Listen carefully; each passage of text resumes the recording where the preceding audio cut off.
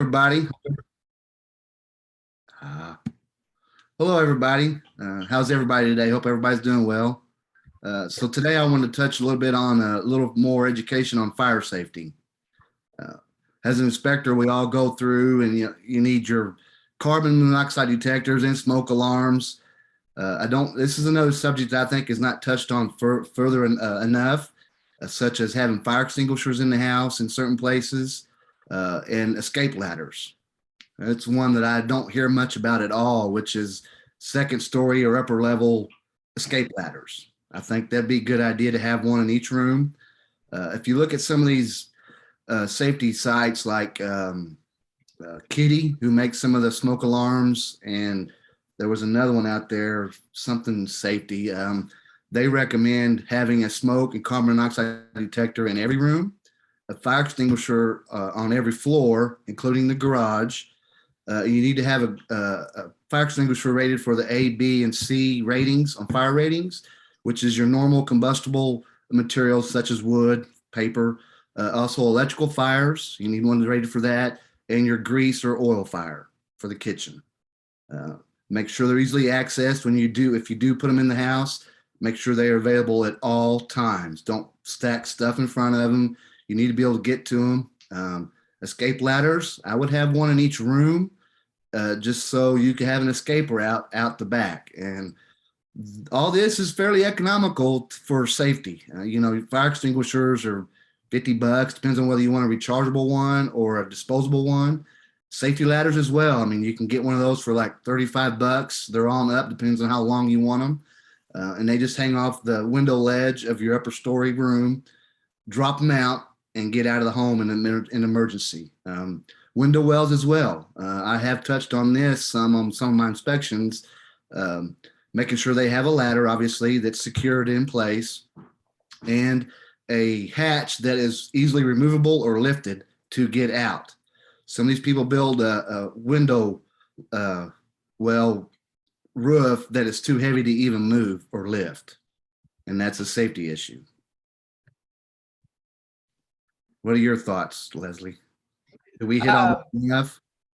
yeah, I mean, I definitely think those are good starts. And I know that we've purchased those for all of our Airbnbs because we've got like two of them that are 2 stories and I Sure. just don't want any liability. So we're we're doing it for all of them Yep. and the fire uh detectors and all of that stuff. So couple of things. So on like as agents and we're out there looking, I mean, before Jason even comes out, that's something we should probably be looking at to see if there's ladders in the basement window wells and if there's covers on them.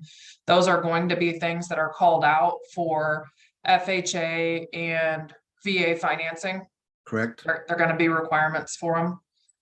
The smoke detectors will be more than likely for those two as well. Yep. I haven't seen it that they're requiring it for carbon monoxide at this point. Yeah. So, but it's still something good to have. I mean, I think it was maybe 4 or 5 years ago, that family that went down to Mexico on vacation and the whole family died. And it was just because of a carbon monoxide leak in their hotel room. Yep. So something so simple is deadly. Yeah. As far as let's go into fire topics. I mean, like what would you say the top causes of fires in a house would be? I mean, other than cigarettes or, somebody starting it. Grease fires are pretty common. That's why Okay. it's important to have a fire extinguisher rated for grease fires. And you can get some of this education, obviously, online, search the internet. They do have, there is a system they use to how to use a fire extinguisher, which I think everybody should know. They call it the PASS system, which is pull the pin, aim, and then squeeze the trigger and then sweep. So you want to aim about 8 foot away from the fire at the base of the fire and then make a sweeping motion back and forth. And those do expire. I mean, there are dates on there that says how long they're good for. Last. Yep. As far as like electrical things, I know like that's what we experienced last year on one of the Airbnbs that we bought, an electrical fire. What are things that the agents should be looking at and pointing out to clients as they're walking through the house? I mean, is there things that you think that they can easily visibly see? Not visibly, not normally. No, you'll find them probably some of the problem areas would be like attics or crawl spaces or behind the walls where there's a possible wire connection. I know I've inspected a couple of homes where they were in the middle of replacing some sheetrock or something, and in that wall they had made a wire splice. It was not in the box with a cover. They made a wire splice. They put the wire nuts on it, and then they were going to sheetrock it back up. So that kind of stuff would not be visible, which is another reason why this topic, I believe, is important because you never know.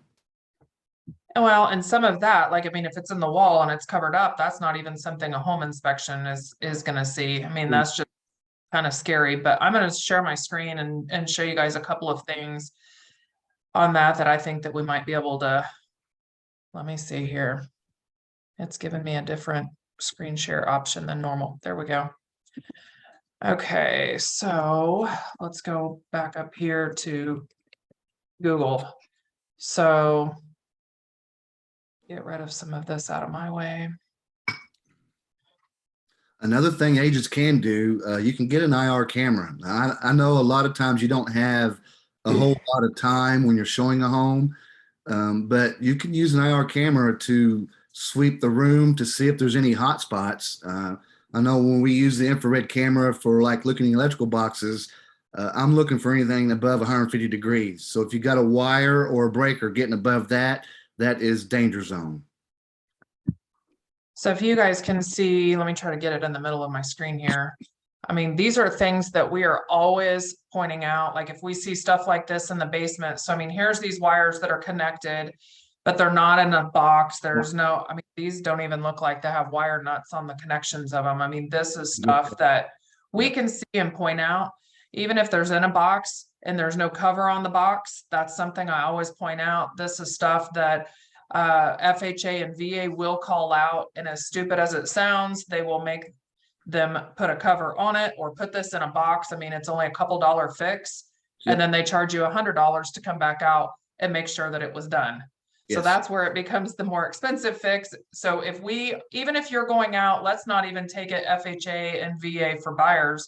Let's take it, we're going out on a listing and we're seeing something like this. This is something easily that they could put in a box themselves by watching a YouTube video and have it ready so it's not a problem during the inspection. Or if you see that they don't have covers on their switches or plugins or whatever, those are such easy dollar fixes that just make the house look like they actually gave a shit before they put it on the market.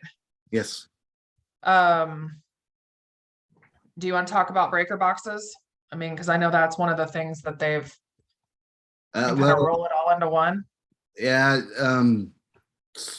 So you know, obviously you got to pull the cover off to see the wires, and you want to look at some things. I know the aluminum wiring coming in from the main service line should have the little grease on it to help keep that connection from corroding and help keep the heat down. Sometimes those electricians can strip the wire back too far, and you've got an inch showing of bare wire in there that's against the breaker. Of course, I don't know if we hit on it before or not. You know, you got some good and bad brands out there. Federal Pacific in particular, they are notorious for creating fire hazards because the breaker doesn't trip the way it's supposed to shut the electricity off. It keeps providing electricity, and the wire gets too hot and causes a fire. So if you guys can see the screen that I've got on there now, that's pretty much what all the covers of them look like. I did look at one this morning and it didn't have this big sticker. It had kind of a little tab here that you pushed in on to open it up, and it said Federal Pacific on that. And if you see where they say stab lock, that's another old one. And then what's the one that starts with a Z?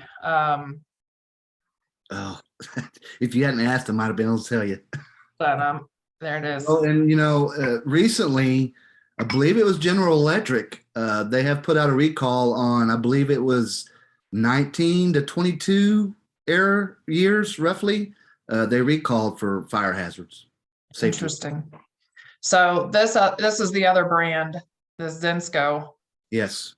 I don't is, see more Federal Pacifics in this area than I do the Zenskos. yeah, we just closed one last year on Marjorie that had one of these. Did it? Mm-hmm. So another super easy fix, since we're talking about breaker boxes, let me go into uh, pull up just a sample of one so we can see it.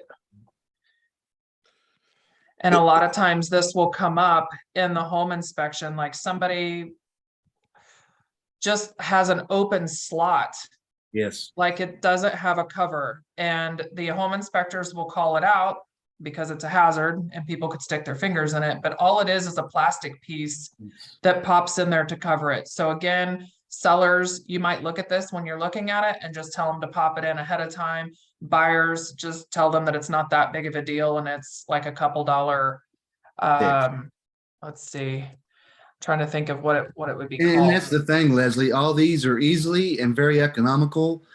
Why people don't do them, I don't understand. Of course, nothing's a problem till it's a problem, and then it's too late. I don't know if you guys can see this on the left of the screen, but like a 1-inch breaker box filler is $1.51.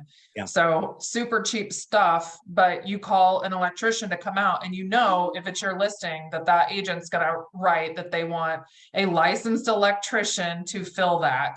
Yes. And to get somebody out, it's gonna be a couple, $100, $200 just because they have a minimum trip fee to come out and do this really petty stuff. It was sharp screws and cover panels. Ah, okay. Those are a no-no just because depends on the box. If the box is crowded, when you put a sharp screw in there, and I've seen them put them in 2 inches long, you're liable to hit a wire inside there, cut the sheathing, and then you're going to get hurt. Yeah. So they're supposed to be flat and not like a sheetrock screw or something where it's sharp Right. on the Right there. so that they don't penetrate any of the wires. Yes. Because I personally have been in a situation where the basement had water in it. I was standing in it, and the electrical box had sharp screws. So I didn't know that till I got them out, and there was actually water running down from the service entrance into the box. The box was holding water, and I could hear a humming. So obviously, I put it back together as carefully as I could, real quick, and I got out of there. And obviously that was called out in that inspection. That needs to be fixed. Right. So if you guys do happen to see one of these breaker boxes, I mean, when we're showing houses like I was this morning and I saw it, I said budget $1,000. yes, I mean, to have one of those panels replaced. And if you 1,000? guys need a recommendation for that, I'm happy to give you some. But yeah, budget $1,000. Yeah. Trying to think of a lot of the insurance companies, if they know that those are there, they will not insure them. Yep. Or even a 60 amp breaker box, which is smaller than those. If you guys just see like one small square box, a lot of the insurance companies won't insure them. So I think I did one of your homes where I called it out to have it upgraded to 100 amp service. And of course the seller agent was pretty upset with us, but you're talking if an older couple is in the home and they don't use much electricity and you've got a young family of 4 or 5 moving in, obviously the electricity usage is going to increase. So, in with today's appliances and stuff, we have AC, electric stoves, there's a lot more electricity demand on it. So the 100 amp service is what I recommend minimum in the homes. yeah. Do you guys have any questions about fire stuff or electrical stuff that you've come across or anything we can help with? I mean, even GFCIs, those are so easy to install. If you guys would tell your sellers that ahead of time, Yes. I mean, they're like $15, but you call out an electrician again, if it's just one GFI that needs to be replaced in the kitchen, it's like $150. Yep. And Also- those do go bad. Yeah. I was gonna say, so yesterday I showed a home in Newton, 1900, and it had been pre-inspected by the sellers to put on the file. Just so happens that my buyer is a licensed electrician and also has a license to remove asbestos if needed. And Oh. on the inspection report, it stated that there was still, like, the electrician was still knob and tube. Yes. Thanks, Leslie. You're welcome. I didn't know that that's where you were going, but that's Yep, where I that's was where I was going going. next. I was getting ready to touch on that too. So we went into the attic area, and my buyer was like, well, I don't know what he's talking about. He goes, I see the knob and tube, but it's disconnected. He's like, you can obviously see the Romex right here. And then he's like, and then there's cloth wire. And he said, well, I'll wait till we get to the box and look. And so we went into the cellar part, of the basement, and went up to the panel, and he was like, no. He goes, this is a common mistake that a lot of unseasoned inspectors make, is that cloth covered wire is not necessarily knob and tube. And Correct. he said, so this isn't knob and tube. The house has been updated probably 3 times. He said, but it still does have existing cloth wire. So anyway, I just thought that was interesting, because we're all so quick to just believe things, especially if it's in a report or if it's on paper. And that's why I always think it's just better to have our own, have your own inspection and have somebody go in there and look at it and give you a second opinion, just like if your doctor gave you some kind of diagnosis, you would want to have that looked at again and have a second opinion. So, Well, and anyway. I think a lot of inspectors call that out because a lot of times you can't see 100% what's in there, attics, walls, if it's covered in insulation. So obviously we're trying to cover not only our own butts, but your clients as well, to have it further evaluated by a licensed electrician to make sure that this system is safe. Right. I've done homes and I've called it out. They brought out an electrician and they said, you know what? It's knob and tube, but it's still in good shape. We can still leave this in place in use. The next problem is, well, it's ungrounded. Well, today's standards is we have to have a 3-prong outlet instead of a 2, but that doesn't necessarily make it unsafe. It just makes it not up to date. So this is some of the cloth wiring. I don't know, you guys probably already saw the knob and tube stuff since it was sitting there for a minute, but I see a lot of this like in houses in the 40s, 50s. So that's the type. And it's common, guys. It's not something that has to all be replaced for a buyer or for a seller. It's grandfathered in. It doesn't matter that it's not current material. Some of the insurance companies are not wanting to insure the knob and tube anymore, or it is more expensive to insure those types of homes. And that's something even that I tell our buyers that are looking for an older house. If they're looking at a house in Riverside and it's the same price as a 80s house, their insurance is going to be higher on the Riverside house. So their payment will be more even if the price is the same of the house. And it's just because of different things like knob and tube that are going to be in the house. Well, and I would also say, because I had an experience last summer where I called this out and it was knob and tube, and I explained it to the client that this is what it is. It's not a huge issue, but we need to get it checked to make sure that the system in place is still safe. Well, she went home. What she do? She got on the internet and found out all of the nothing but the bad stuff and kind of went into anxious mode, and then she was wanting them, well, you need to get it all out of there and fix it all up. It needs to be up to date, up to code.